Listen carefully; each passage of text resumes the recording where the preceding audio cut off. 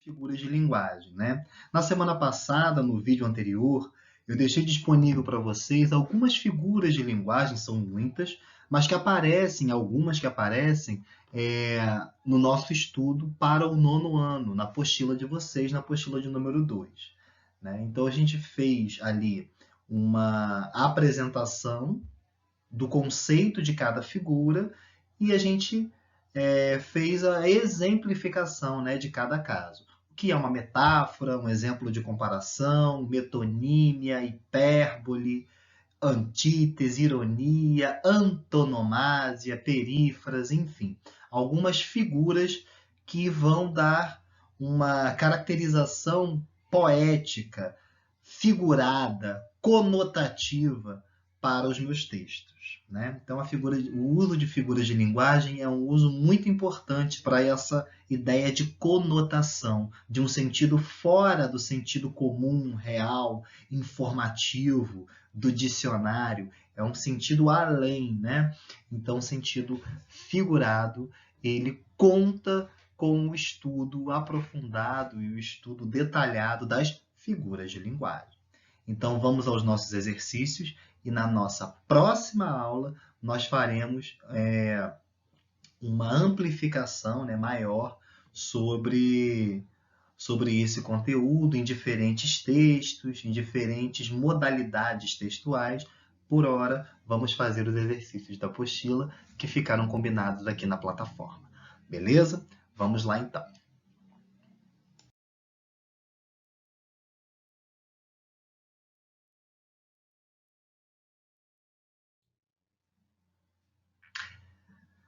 Temos esse texto muito interessante sobre Juca Mulato. Você vai ler alguns trechos de Juca Mulato, de Menotti Del Pitta, publicado em 1917. A obra teve grande repercussão e foi incorporada à literatura brasileira como uma das mais representativas de sua época. Paulo Menotti Del Pitta, São Paulo, nascido em 1892 e faleceu na década de 80, foi, entre várias atividades, um poeta, jornalista, romancista, cronista e pintor. Embora autor de inúmeras obras, Juca Mulato foi e continua sendo sua obra mais conhecida, a qual já teve numerosas reedições. Juca Mulato é uma das grandes histórias de amor da nossa literatura. Juca era um caboclo feliz até o dia em que pôs os olhos na filha da patroa e se apaixonou perdidamente por ela. Sabe o que é um amor impossível? Porque ama uma pessoa que não faz parte do seu mundo, do seu universo social. Disso vem um irreprimível sofrimento, como você verá nos versos a seguir. Identifique os recursos de linguagem utilizados pelo poeta. Então, a gente vai encontrar e tentar localizar o nome da figura de linguagem ali. Vamos lá. Juca Mulato cisma, olha a lua e estremece. Dentre ele, um desejo abre-se em flor e cresce, e ele pensa, ao sentir esses sonhos ignotos, que a alma é como uma planta, os sonhos como brotos, vão rebentando nela e se abrindo em floradas. Juca Mulato é a maneira como ele era conhecido, né? Como Xuxa é conhecido como Rainha dos Baixinhos, como Roberto Carlos é conhecido como o Rei da música brasileira. Então, Juca Mulato é o nome famoso, a maneira, o apelido pelo qual ele é conhecido, então isso tem um nome no sentido figurado. É a figura de linguagem antonomásia. Então, número 1, letra A, antonomásia. Letra B. Dentro dele, um desejo abre-se em flor e cresce. Um desejo abre-se em flor e cresce. É como se o desejo fosse capaz de florescer e crescer. O desejo dentro de Juca Mulato floresce. Eu estou fazendo uma associação do desejo do personagem com o procedimento do nascimento de uma flor, do florescimento. Então, isso é uma metáfora. Estou associando duas ideias. Tudo bem? Muito fácil da gente confundir com a personificação. Mas não chega a ser uma personificação, por quê, Pedro? Simples. Porque para ser personificação tem que ser uma característica humana. Florescer, o desejo floresceu, não é uma característica humana, e sim um procedimento de uma planta. Então, estou associando o florescimento com a capacidade de um sentimento, né? O sentimento, o desejo, floresceu. Estou associando duas ideias. Isso é uma metáfora, sem conectivo, né? Agora, na letra C, interessante. A alma é como uma planta, os sonhos como os brotos. Então, a alma é como uma planta. Aqui eu já tenho claramente a associação de dois elementos. A alma, estou comparando com uma planta, e os sonhos eu estou comparando com os brotos. Mas aí eu faço uma comparação, uma associação, através de conectivo. Portanto, eu vou ter comparação. Tudo bem? Na letra B eu tive a metáfora, porque eu associei sem o conectivo, metáfora. O desejo floresce. Na letra C eu já vou ter uma comparação, também chamada de símile, né? Porque eu vou ter a presença ali do conectivo comparativo. Ok? Vamos lá, adiante, número 2. Esse olhar que o fitou e o acordou para a vida. A luz que nele viu deu-lhe a dor que ora o assombra, como o sol que traz a luz e depois deixa a sombra. Esse olhar o acordou. Esse olhar o acordou. Quem é que o acordou? O olhar. Então, o olhar o acordou é como se o olhar tivesse a capacidade de acordar alguém. Isso é uma personificação, né? Estou atribuindo uma capacidade humana a um sentimento, né? O olhar dele. Como o sol que traz a luz e depois deixa a sombra. Como o sol que traz a luz para a verdade e deixa a sombra da mágoa, porque ele não pode concretizar o amor, né? Dentro desse contexto. Mas o que eu quero destacar, o que se pede, é o recurso de linguagem que foi utilizado.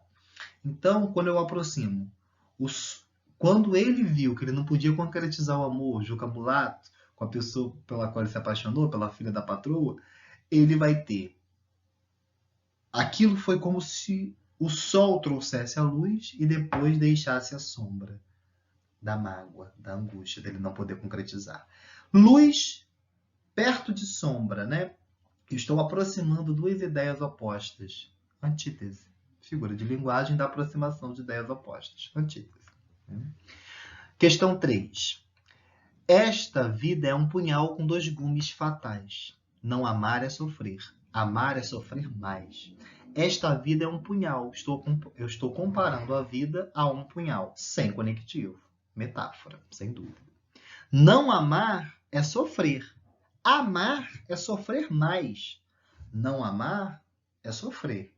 Mas amar é sofrer ainda mais. Não amar e amar, eu estou tendo ali o quê? Desamar e amar.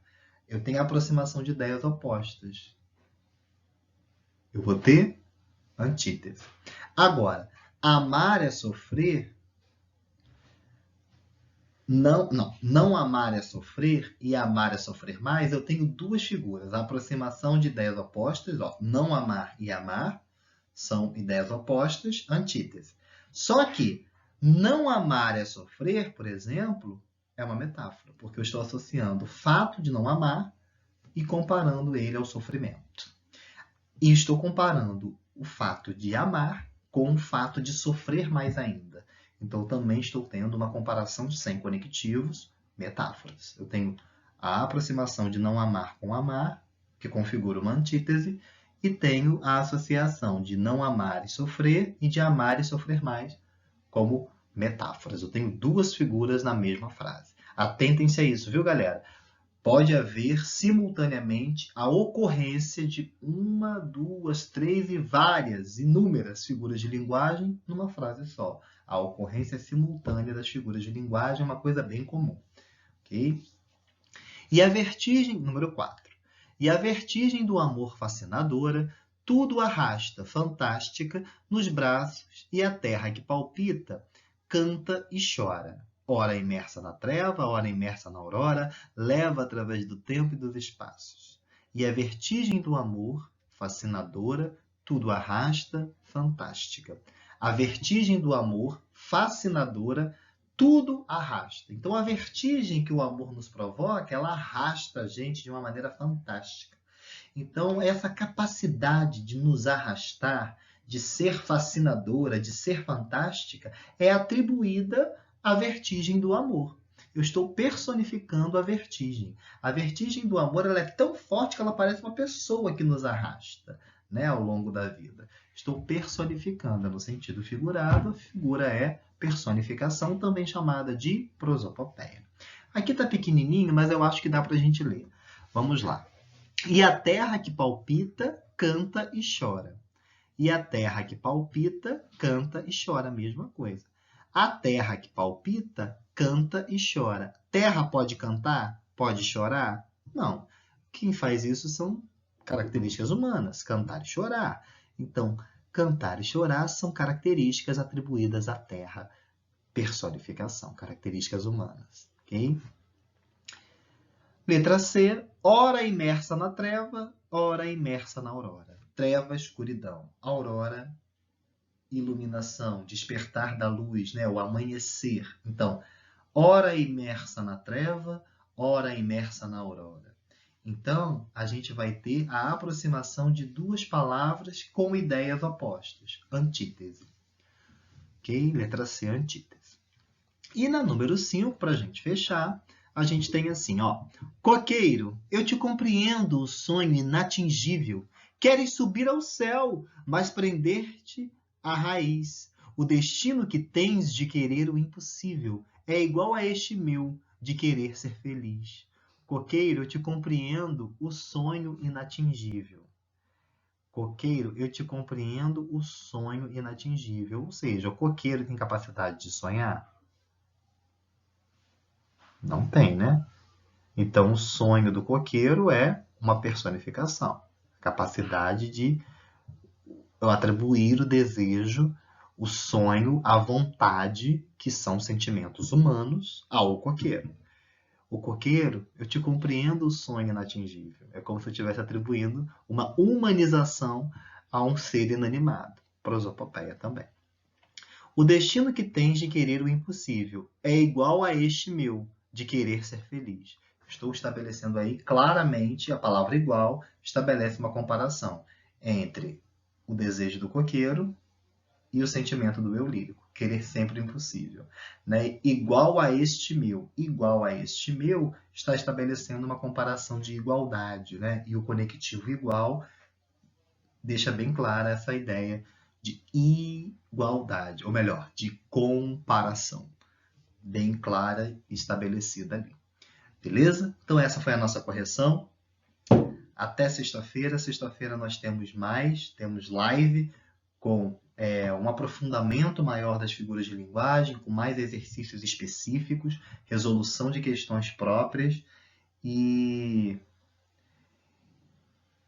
outras abordagens para a gente poder estar dentro desse conteúdo tão importante no universo dos vestibulares, das provas de concursos, dos processos seletivos e também na leitura mais aprimorada de textos literários, que contam com a presença, sem dúvida, seja ele poema, seja na ficção, seja nos romances, enfim, contam com a presença desse mecanismo fundamental que é a conotação e o uso das figuras de linguagem. Tudo bem? Até lá, um abraço, estamos juntos. Beijo!